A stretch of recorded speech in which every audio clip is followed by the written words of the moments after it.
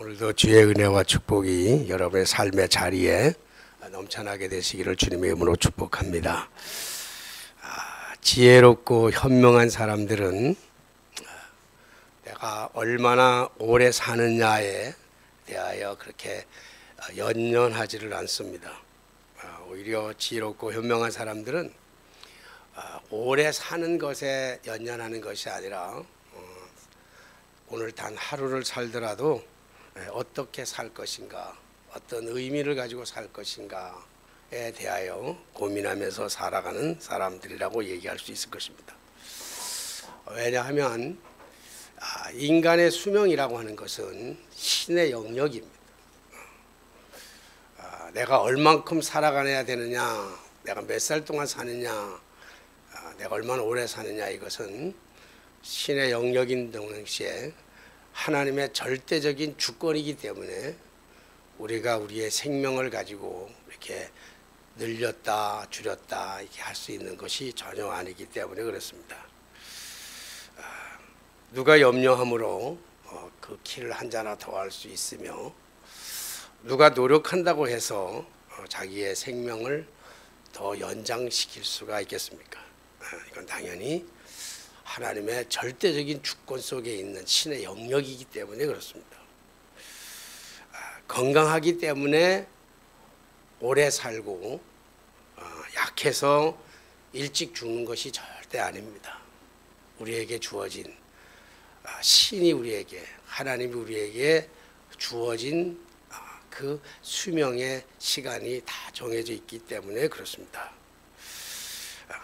시간이 정해졌다니까 운명론적으로 우리가 생각할 건 없고, 하나님께서 이렇게 살고 이렇게 살고 이렇게 하다가 이렇게 죽어서 이때 죽어라 이렇게 하는 건 아니고, 하나님께서 신께서 우리에게 주신 모든 사람들에게는 살아가야 될 생명의 기한이 있는데, 그 기한 속에 그것을 어떻게 살아가야 되느냐, 어떤 삶을 살아가야 되느냐라고 하는 것은 우리에게 자유의지를 맡겨줬기 때문에 우리가 살아가는 거예요. 그래서 우리가 책임을 질 거는 우리가 또 책임져야 되기도 하고, 하나님께서는 일일이 간섭하는 것이 아니라, 여러분 우리 자녀를 키우면서 자녀들에게 일일이 다 간섭해가지고 요렇게 살아라, 요렇게 해라, 요렇게 하라 그러면 자식들이 아마 미쳐 돌아갈 거예요. 부모들이 자식을 키우는 것은 커다란 울타리가 되어서 자식들이 그 범주 내에서 벗어나지 아니하도록 우리가 지켜주는 것처럼, 하나님께서는 우리에게 우리의 수명이라고 하는 시간을 각자에게 다 주셨어요. 어떤 사람은 태어나서 일찍 죽기도 하고, 어떤 사람은 120살까지 사는 사람도 있고, 요즘 123세까지 사는 사람이 있다고 하니까, 그 시간의 연장은 그 123세까지 살아가는 사람은 보약을 많이 먹고 운동을 열심히 해서 그렇게 오래 사는 게 아니고, 하나님께서 우리에게 생명의 기한을 주셨기 때문에 그래요. 우리가 또 어떤 실수로 인해서 죽는다 할지라도 그것은 단순히 우리에게 주어진, 우리가 잘못했기 때문에 지어진 그런 것이 아니라 하나님께서 그러한 시간을 우리에게 다 허락하여 주셨기 때문에 그러는 거예요. 물론 인간의 욕망 중에 하나가 영생불변, 영생불멸이라고 하는 것이죠. 그러나 누가 늙는 것을 막을 수 있겠어요? 누가 우리가 변하는 것을 막을 수 있겠냐고요. 시간이 가면 당연히 늙어지는 거예요. 아무리 성형의 기술이 발달돼서 성형을 잘하고, 아무리 화장품 기술이 발달돼서 얼굴을 다 화장을 해서 곱게 꾸며도 나이가 들면 앉았다 일어나면 나도 모르게 아고고고 하는 것이 우리의 인생이란 말이에요. 어쩔 수가 없어요.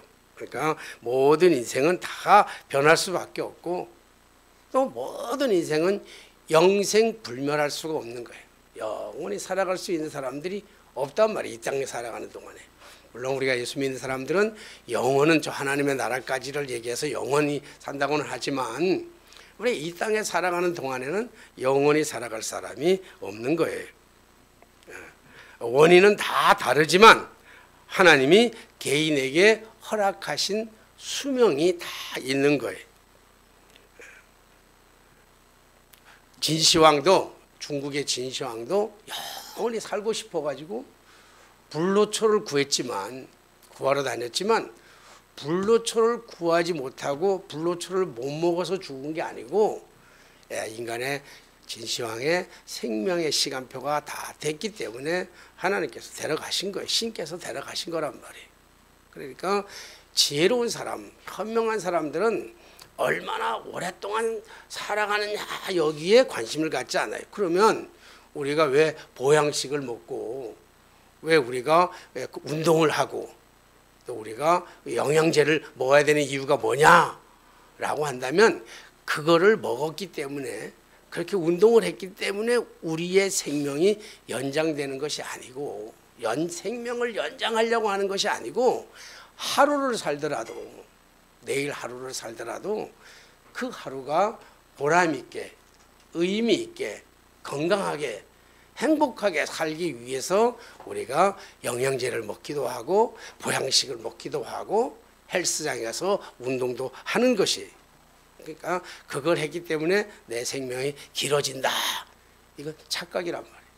왜냐하면 우리는 언제 갈지도 몰라. 아무리 건강을 지킨다 할지라도 하나님께서 주님이 재림하면 끝나는 것이고요. 그렇잖아요. 아무리 우리가 신장을 이식받는다 할지라도 영원히 살 것 같지만 그렇지 않단 말이에요. 우리에게는 어떤 연유에든지 다 생명의 수명의 한계가 있어요. 그렇기 때문에 현명하고 지혜로운 사람들은 오래 사는 것에 그렇게 연연하지를 않습니다. 제가 왜 이런 얘기를 하는가 하면 사람은 딱 거기까지만이라. 거기까지. 어디까지요? 어디까지요? 거기까지가 어디까지죠? 네? 죽는 그날까지. 딱 죽는 그때까지만이에요. 인간의 우리의 삶은 딱 죽는 그때까지. 아무리 부귀 영화를 누린다 할지라도 딱 죽는 그때까지. 죽은 이후에는 부귀 영화가 없어요. 그렇잖아요. 또 반대로 우리가 아무리 고난이 오고 고통이 오고 괴로운 삶을 살아간다 할지라도 딱 그때까지란 말이에요. 어디까지요? 죽을 때까지. 죽는 순간이면 다 모든 사람들은 다 이게 정해졌어. 그러니까 아무리 오늘의 삶이 내게 아무리 어려운 고통이라 할지라도 이 고통이 영원히 가는 게 아니란 말이에요. 물론 우리가 예수 믿고 우리가 죽으면 영원한 나라에 가서 영원히 사는 거는 있어요. 그러나 이 땅에서를 얘기하는 거예요. 또 반대로 이 땅에 아무리 부귀 영화를 누리고 살아간다 할지라도 이 땅에서 죽고 심판을 받아서 지옥에 가면 그 안에서 또 영원히 고통받으면서 살아갈 수밖에 없는 것이긴 하지만 어쨌든 우리가 이 땅에 발을 딛고 사는 동안에는요, 이 땅에서 숨쉬고 사는 동안에는 딱 언제까지냐면 딱 거기까지만이라. 죽기 바로 전까지. 죽은 다음에는 아무 소용이 없는 것이죠. 그래서 제가 오늘 설교의 제목도 딱 거기까지라고 제목을 정했습니다. 우리 인생은 다 거기까지, 다 거기. 그러니까 우리에게 주어진 인생이 죽음까지라고 한다고 한다면 우리가 어떻게 살아가야 될 것인가? 우리의 인생을 어떻게 살아가야 될 것인가? 특히 우리가 믿음의 사람이라고 한다면 단 하루를 살더라도 오늘 하루를 산다 할지라도 믿음의 사람으로서 사람답게 살아야 하지 않겠습니까? 그렇잖아요. 오늘 믿음의 사람으로 살아야 되지 않겠냐고요. 우리 어떻게 될지 모르잖아요. 어떻게 내일 무슨 사고가 날지, 전철 타고 오다가 무슨 사고가 날지 오늘 아무도 모르는 거예요. 어떻게 될지. 오늘 자다가 또 무슨 일이 일어날지 모르잖아요. 경주를 가면서 잘 타고 가다가 아주 재미난 얘기를 안에서 주변에 있는 사람들하고 얘기를 하면서 요즘 나이가 들면서 나이가 드는지 아파서 그런지 잘 모르겠는데 잠이 안 온다. 그리고 1시든 2시건 깨어나면 잠이 안 온다. 그랬더니 여기저기서 나이가 들으면 그런데요. 그것까지는 다 얘기가 됐는데 그 나이가 드는데 왜 잠에서 깨면 그 다음에 잠이 안 오냐 그랬더니 어제 옆에서 있던 목사님이 농담으로 하는 얘기가 눈을 감으면 못 들까 봐, 영원히 못 들까 봐 그래서 잠을 못 잔다 그런 얘기를 하더라고요. 그 얘기 듣고 나니까 차 안에서 잠을 못 자겠어. 차에서 영원히 못 들까 봐. 그래요. 우리 아무리 건강식을 먹고 보양식을 먹는다 할지라도 우리의 생명은 우리의 것이 아니잖아요. 우리 언제 불러갈지를 몰라요. 다 거기까지란 말이에요. 거기까지. 다 거기까지밖에 아는데 거기까지밖에 안 되는데 거기까지 사는 것을 위해서 우리가 너무 많은 것을 거기에다가 투자한단 말이에요. 아닌 것에 대해서. 정말 믿음의 사람이라면 우리 단 하루를 살더라도 믿음의 사람으로서 사람답게 사는 것이 무엇인지를 우리가 좀 고민해야 되지 않을까 이런 생각을 해봅니다.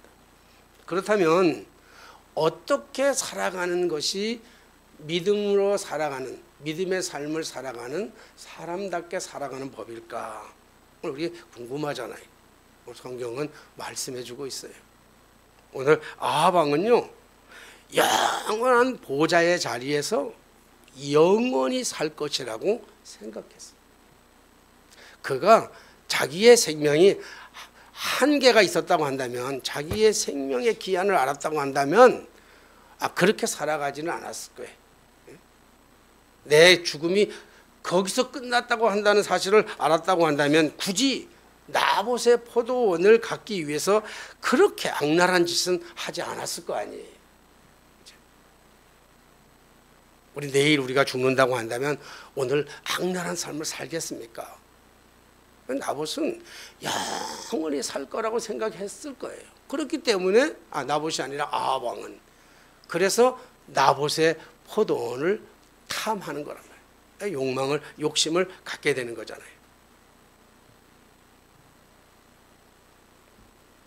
나봇의 죽음 역시도 우리가 따지고 보면 나봇의 죽음도 우리가 생애를 다 했기 때문에 나봇이 자기의 포도밭을 안 팔았기 때문에 죽는 게 아니라 그래서 죽은 것 같이 보이지만 그래서 죽은 게 아니라 나봇의 생명은 거기까지예요. 거기까지. 그런데 나봇의 생명이 거기까지인데 나봇이 억울하게 죽은 것 같지만 그것은 신앙의 지조를 지킨 삶이었단 말이에요. 신앙의 지조를 지켰잖아요. 믿음으로 살았단 말이에요. 그의 삶이 그가 그렇게 죽지 않았다고 한다면 또 다르게 죽었을 거예요. 다른 방식으로도 죽었을 거예요. 근데 나봇이 그렇게 죽을 수밖에 없었던 것은 그가 그 생명에 다했지만 그가 신앙의 지조를 지켰다고 하는 게 이게 삶의 의미잖아요. 그러나 하나님께서는요 아하방의 탐욕과 이세벨의 잔인함을 그냥 관거하지는 않으셨어요. 하나님 저대로 그냥 악을 행하는데도 그냥 가만히 계시는 하나님, 침묵하고 계시는 것 같지만 침묵하지 않는다고요. 선을 행하는 사람들을 향해서 하나님은 가만히 계시는 것 같지만 그렇지 않다고요. 다 보고 계셔요.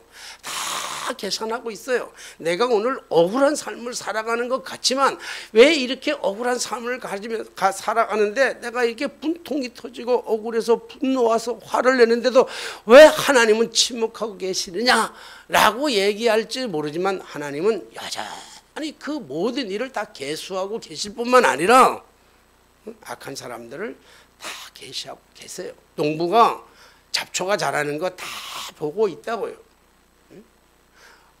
다 보고 있다가 때가 되면 그 잡초들을 다 뽑아내는 거예요. 참 잡초는 잘 자라더라고요. 곡식은 잘 안 자라는데 잡초는 진짜 잘 자라는 것 같아요. 우리 집에 텃밭이 조그만 게 있거든요. 우리 집에 서울에 텃밭이 조그만 거 있는데 제가 농사는 못 지어 게을러서. 근데 씨앗도 뿌리지 않고 아무것도 안 하는데 잡초 풀은 왜 그렇게 잘 자라는지. 우리 거기다가 빨래를 넣을 수 있는 유일한 장소인데 빨래를 넣으면 잡초가 이렇게 자라가지고 금방금방 자라요. 근데 때가 되면 저도 그거 다 뽑아버려요. 잡초는 쓸모가 없으니까 다 뽑아버린다. 하나님이 불의를 행하는 사람들을 우리가 믿는 사람들을 바라보면 저렇게 불의를 행하는데도 불구하고 내가 고난 받는 건 그래도 좀 참겠어요. 내가 어려움을 당하고 내가 좀 그 고난을 당하면 그래도 하나님이 나에게 주시는 시련이겠지, 고난이겠지. 그래서 참을 수 있는데 반대로 상대방 정말로 못된 인간이, 정말로 악한 인간이 잘 되는 걸 보면요, 정말 보기가 어려워요. 견딜 수가 없어요. 하나님 뭐 하고 계시냐고. 좀 저런 거 인간 안 잡아가고, 잡아가도 또 선한 사람 잡아가. 하나님 보면 어쩌면 그것도 수명이 그때까지인데, 하나님은 아합 왕의 이 탐욕스러운 이 마음과 이세벨의 이 잔인한 임을 그냥 두지 않으셨잖아요. 그래서 엘리야를 통해서 아합 왕과 이세벨의 죄악을 폭로하시고 그 대가로 심판하겠다고 하시는 말씀이 우리 지난주의 말씀이에요. 지난주 21장 17절로 26절까지 이야기란 말이에요. 이세벨이 사람들을 동원해 가지고 나봇을 죽이고 뺏었을 때 하나님께서 엘리야를 통해서 가가지고 얘기해라. 내 말을 전해라. 네가 가서 내가 어떻게 할 것인지 전해라. 그러니까 가가지고 얘기하잖아요. 이세벨이 어떻게 죽을 것을 19절에 보니까 너는 그에게 말하여 이르기를 여호와의 말씀이 내가 죽이고 또 빼앗느냐고 하셨다 하고 그에게 이르기를 여호와의 말씀이 개들의 나봇의 피를 핥는 곳에서 개들이 내 피고 내 몸의 피도 핥으리라. 하나님께서 이 반드시 심판하시겠다고 얘기하죠. 반드시 그 죄악의 대가를 찾아내서 심판하겠다고 그렇게 얘기합니다.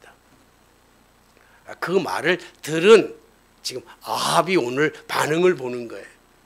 아합의 반응이 오늘 말씀이거든요. 아합이 같이 읽을까요? 네. 자, 27절 있습니다. 시작. 아합이 그 모든 말씀을 들을 때 그의 옷을 찢고 굵은 배로 몸을 동이고 금식하고 굵은 배에 누우며 또 풀이 죽어 아니더라. 참 대단해요. 훌륭하잖아요. 지난번에 여러분들에게 물어봤잖아요. 아합 왕이 좋은 왕입니까? 나쁜 왕입니까? 물었더니 우리 권사님이 아합이 누군지를 잘 몰라가지고 좋은 왕인지 나쁜 왕인지를 대답해 줄 수가 없습니다. 그래서 내가 얘기해 줬잖아요. 아합이 어떤 왕인지. 나라의 정세를 안정되게 했고 말이죠. 정치, 경제, 문화, 사회 다 안전하게 했어요. 그리고 나봇의 포도원을 살려고 가지려고 했는데 돈 줄 테니까 내가 돈을 많이 줄 테니까 그거 나한테 팔아라. 네 값에 몇 배를 쳐줄 테니까 팔아라. 그런데도 나봇이 안 파니까 그것 때문에 그 땅을 못 사가지고 알아 누웠잖아요. 병들어서 알아 누웠어. 이렇게 마음이 열한 사람이란 말이에요. 얼마나 좋은 사람입니까? 사람이 참 괜찮은 사람이야. 임금인데. 오늘 성경의 말씀도 보니까요. 오늘 아합이 너 내 죽이겠다. 네가 나봇의 피를 흘린 것처럼 나도 너를 죽이겠다 이렇게 얘기하잖아요. 그러니까 그 말을 듣고 나봇이 겸비하다는 것은 무슨 말이냐면요, 스스로 누이치고 잘못을 누이치고 스스로 낮아진 것을 말해요. 얼마나 대단합니까? 왕의 보좌에서 내려와서 베옷을 입고 금식을 하고, 여러분 얼마나 대단해요. 옷을 찢고 자기 잘못을 누이쳐가지고 자기 옷을 다 찢는 거예요. 그리고 우리가 삼배 입잖아요. 장례 죽은 사람들이 입는 그런 거거든요. 베옷을 입었다고 하는 것은요, 자기의 그 잘못을 철저하게 누이치는 거예요. 그 얼마나 잘못을 냈다고 생각하니까 밥도 안 먹어. 그리고 살아가는 게요, 여기 뭐라고요? 또 풀이 죽어서 다니더라. 힘이 없이 다니는 거예요. 하나님의 말씀을 들으니까. 하나님의 말씀을 듣고 나서요, 하나님이 다 그렇게 나쁜 놈을 용서한 것 같이 보이잖아요. 하나님은요, 우리가 회개하면 무슨 죄를 지었든지 간에 다 용서해 주실 줄로 믿습니다. 그래 막 죄질 거예요. 그래서 다윗은 간음죄를 저질렀고요, 살인죄를 저질렀어요.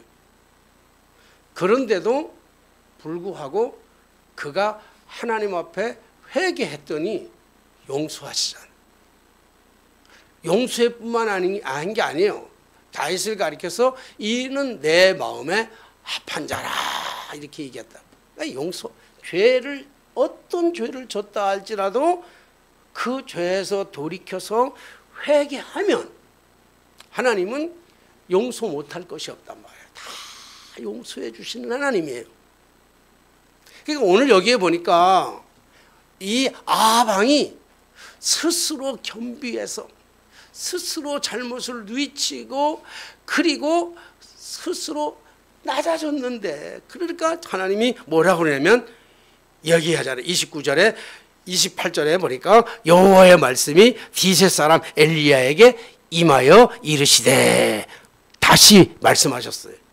지금 뭐라고 하냐면 너 심판할 거다. 너 이 나봇을 죽인 것처럼 너도 죽일 거야. 하나님께서 이러니까 오늘 이 아합이 이제 겸비함을 가지고 이렇게 살아가니까 하나님께서 다시 엘리야에게 주신 말씀이 뭐냐면 29절 말씀인데, 자 29절 같이 한번 29절 여러분들이 나 물 마시는 동안에 여러분들이 한번 읽어주세요. 29절 시작. 아합이 내 앞에서 겸비함을 내가 보느냐?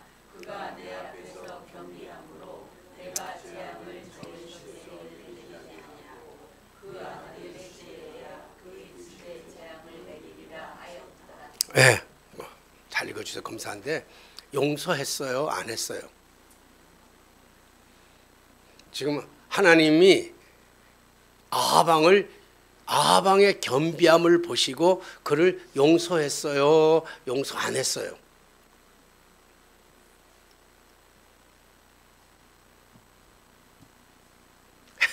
왜 다 침묵하고 계셔?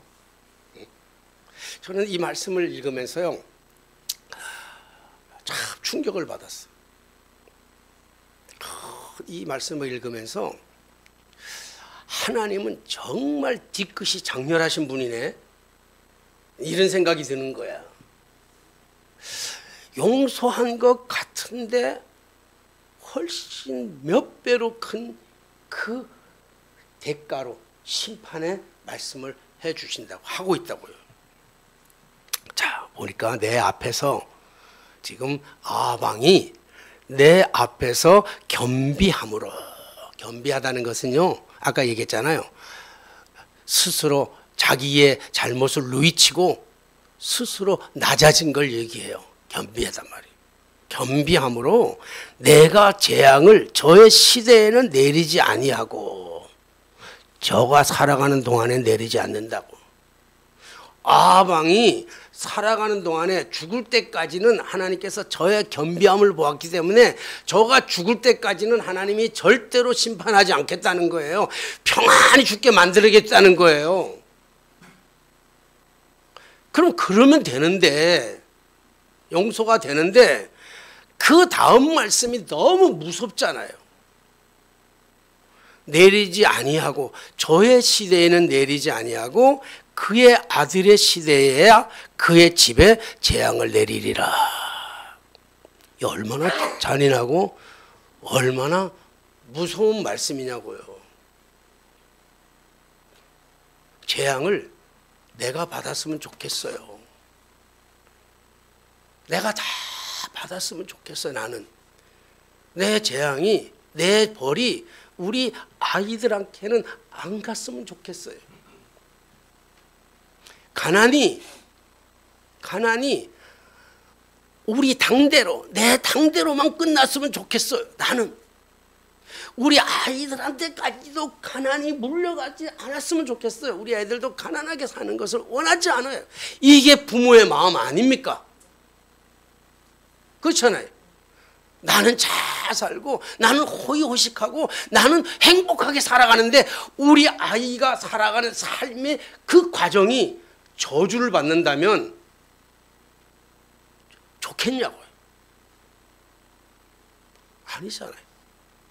그리고 오늘 하나님께서 겸비함을 보시고 재앙을 아방하게 내리지 아니하고 그의 아들의 때에 가서 재앙을 내리겠다고 하는 이런 잔인하고 이런 뒤끝이 장렬한 말씀이 어디 있느냐고요. 차라리 내가 벌을 받고 말지.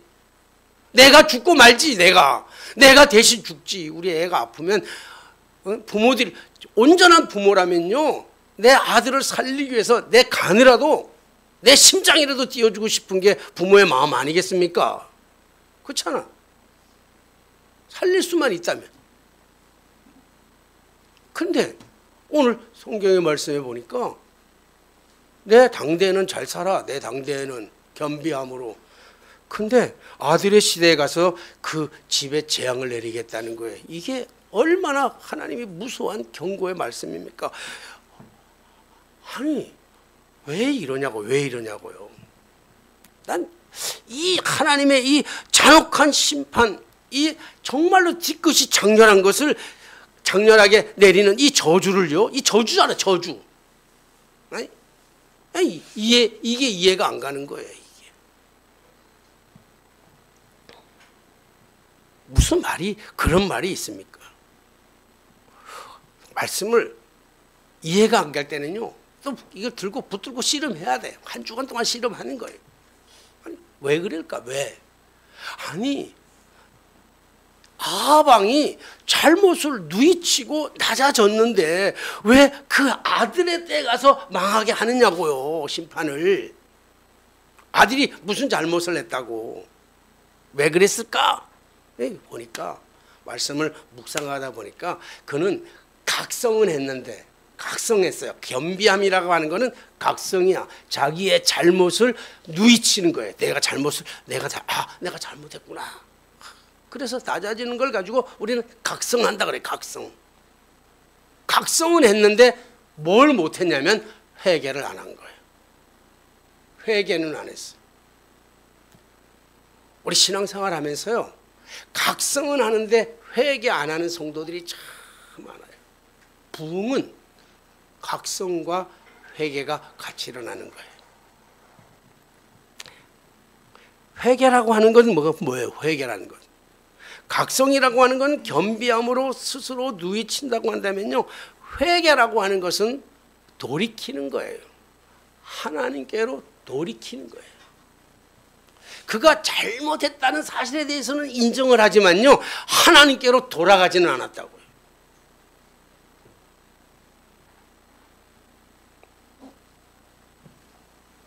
아합의 가장 큰 실수가 여기에 있는 거예요.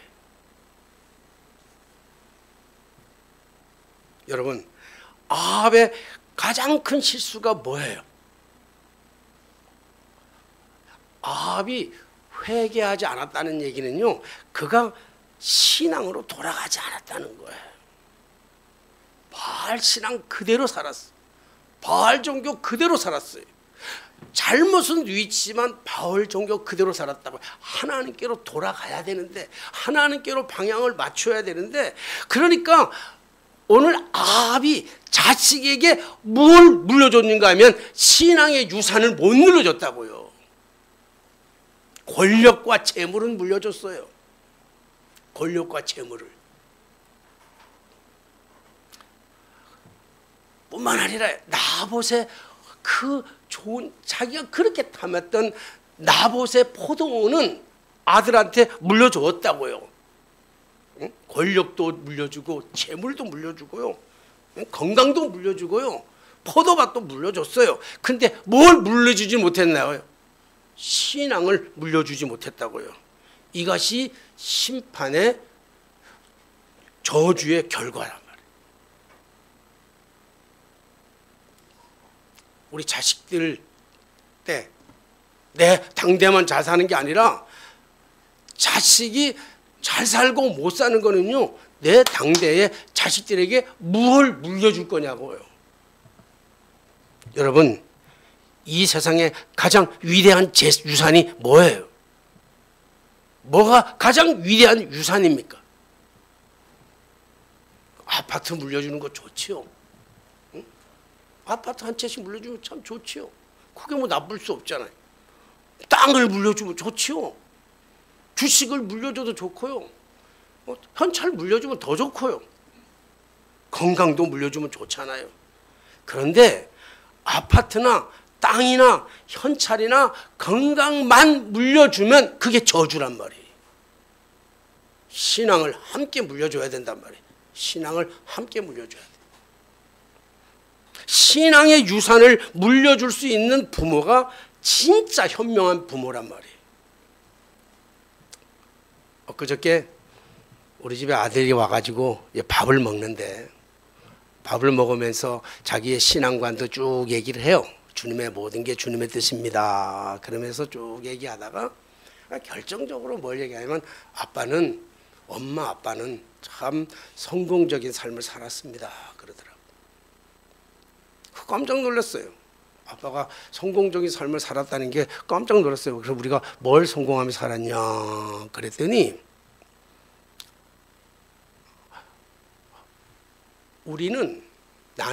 자기는 아빠나 엄마처럼 안 살 거래.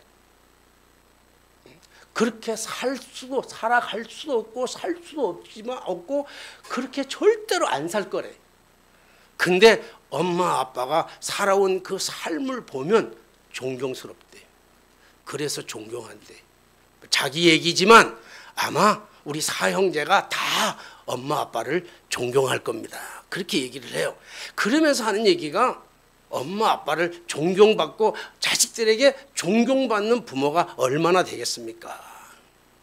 근데 우리는 부모님을, 아빠를 존경합니다. 그렇게는 살라고 말하지 마십시오. 우리는 그렇게 살 수도 없고 그렇게도 안 살 겁니다. 그러니까 그 말은 아빠가 잘 살아오셨습니다. 힘들었지만, 어려웠지만, 남을 위한 희생의 삶을 살았지만 우리 다 봤잖아요. 다 우리가 살아오면서 다 보았잖아요. 철들면서 다 보았잖아요.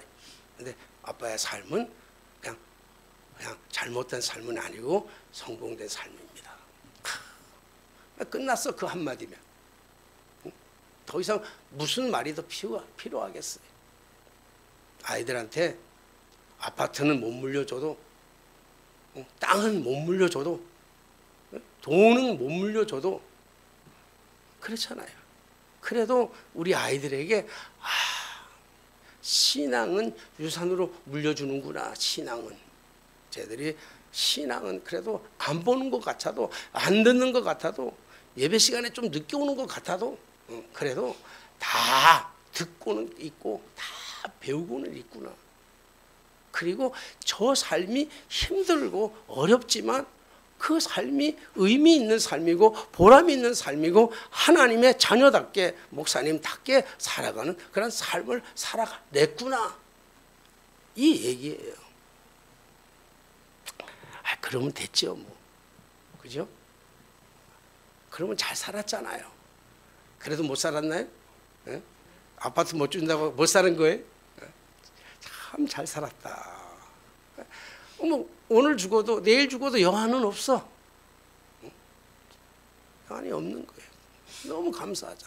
그것마저도, 그 얘기마저도 못 들었고 살아간다면요, 아마 너무 힘들 거야. 하나님, 이번 가가지고 세미나를 하는데 어느 목사님, 이제 처음 오신 목사님한테 세미나 강의를 맡겼더니 선배들 앞에서 뭘 강의하기가 어려우니까 그냥 자기가 지금까지 살아가면서 목회 일기 쓴 거 한 20편 정도 골라가지고 목회 일기를 그냥 쓴 거를 이렇게 읽더라고요. 영상 띄우면서, 그 읽는 편지를 띄우면서 읽어. 목회를 하면서 한 목회 한 15년 했겠죠. 젊은 목사니까 한 15년 정도 목회를 했을 텐데, 한 15년, 20년 목회를 했을 텐데, 그 중에 한 20개를 뽑아가지고 쭉 읽어. 편지를 읽는데 참 이상해. 편지를 읽고 있는데 목사님들하고 사모님들이 다 울어. 그냥 편지야, 그냥 일기야, 일기. 다 울어요. 그 다 끝나고 나서 사회하는 목사가 나와서 그래요. 참 이상하다고. 안 울려 그러는데 그냥 가만히 있는데 그냥 눈물이 흐르네요. 그래. 그게 이제 목사들의 삶이고 애환이기 때문에 그래요. 그 목사가 살아왔던 그 삶의 길이 모든 목사들에게 동일한 삶이기 때문에 그래. 동일해. 다 자기가 겪었던 그 삶에 똑같은 게 오버랩이 되니까 다 그렇게 사모님들도 펑펑 울어. 강의가 끝났는데 뭐 강의가 뭐 일기 읽는 것밖에, 목회 일기 읽은 것밖에 없는데 강의가 끝났는데도요 뭐 한 시간 동안 아무것도 못 하고 있어. 목사들이, 사모님들이 더 많이 우는 거야. 뭐 제일 많이 우는 거는 그 사모님 부인, 목사님 그 부인, 읽은 목사님 부인 되시는 사모님이 그 많이 울 때, 뭐 지나온 삶에 그래서 그럴 거예요. 그런 삶을 살아왔는데 누군가가 인정해 준다면, 그게 그 누군가가 인정해 주는 게 자식이라고 한다면요, 성공적인 삶을 살았잖아요. 목회 잘한 거잖아요. 안 그래요? 그러므로 여러분, 우리가 자식에게 물려줄 가장 위대한 재산은 아파트도 아니고 주식도 아니고 은근 보화도 아니고, 자식들에게 물려줄 가장 위대한 유산은 신앙적 유산이라는 거예요. 믿음의 유산이라는 거예요. 그렇다고 한다면 예수님은 제자들에게 무엇을 유산으로 남겨주셨나요? 배와 그물을 다 버리고 자기의 직장도 다 버리고 예수님을 따랐던 자기의 그 추족 같은 제자들에게 무엇을 남겨주고 떠나셨냐고요. 무슨 유산을 주셨냐고요. 뭐 아파트를 줬습니까? 주식을 줬습니까? 권력을 주셨습니까? 예수님이 제자들에게 남겨준 유산은요, 십자가와 빈 무덤밖에는 주신 적이 없어요. 십자가와 무덤이 빈 무덤이에요. 그게 유산입니다. 그런데 제자들은 그 유산으로 아무것도 받지 않은 그 십자가와 빈 무덤, 그 유산 가지고 제자들은 성공적인 삶을 살아가는 거예요. 그 인생의 삶이 완전히 바뀌어지는 거예요. 완전히 바뀌어지죠. 우리의 물려줄 유산은요, 허리띠 쫄라매가지고 안 먹어서 돈을 막 모아가지고 그거 자녀들에게 물려주는 것, 그것도 좋은 일이죠. 뭐 나쁜 일은 아니에요. 아파트 물려주는데 왜 그게 나쁩니까? 응? 주식을 물려주는데 왜 그게 나쁩니까? 다 좋은 일인데 거기까지만 물려주면 큰일이란 말이에요. 거기까지만 물려주면 아합의 아들 세대에 가서 그 세대가 완전히 세계 역사 속에 사라집니다. 역사 속에 사라져. 그 아들 세대 가서. 왜? 아들이 아버지랑 똑같은 행동을 했기 때문에 그래. 아버지랑 똑같은 행동으로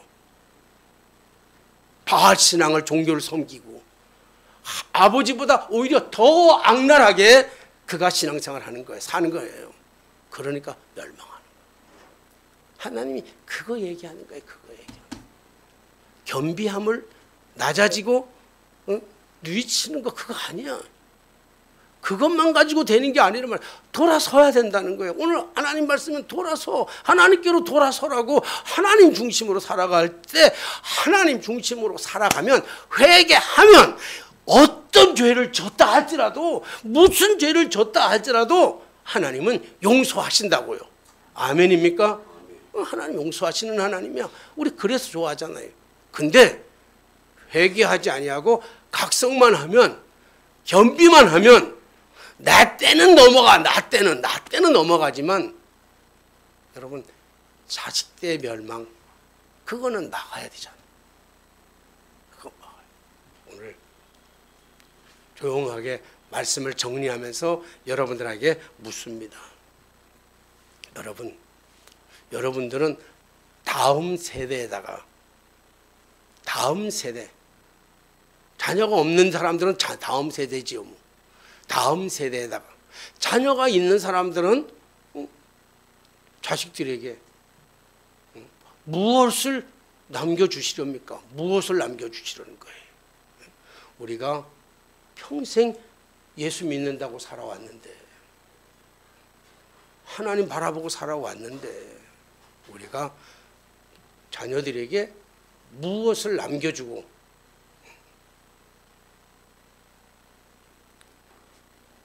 바라건대 아파트도 남겨주시고, 주식도 남겨주시고, 땅도 좀 남겨주시고, 현찰도 많이 남겨주시되, 우리 거기에 진짜 신앙을, 믿음의 유산을 거기에다가 담아서 물려주는 저와 여러분 모두의 삶이 되게 되시기를 주님의 이름으로 축복합니다. 기도하겠습니다. 하나님 아버지 감사합니다. 열심히 살아왔습니다. 분주하게 살아왔습니다. 최선을 다해 살아왔습니다. 그러나 주님, 때때로 우리가 잘못된 것을 돌아보며 겸비함을 가졌지만 정말 신앙의 유산을 우리 자녀들에게 물려줄 만큼 자랑스러운 우리의 믿음의 자산이 없음을 주님 앞에 고백합니다. 주여, 지금이라도 늦지 않았사오니 우리로 하여금 믿음의 유산, 신앙의 유산들을 자녀에게 물려줄 수 있는 그 신앙의 덕을 쌓는 저희의 삶이 되어지게 하여 주옵소서. 예수님의 이름으로 기도하옵나이다. 아멘. 찬송가 50장 부르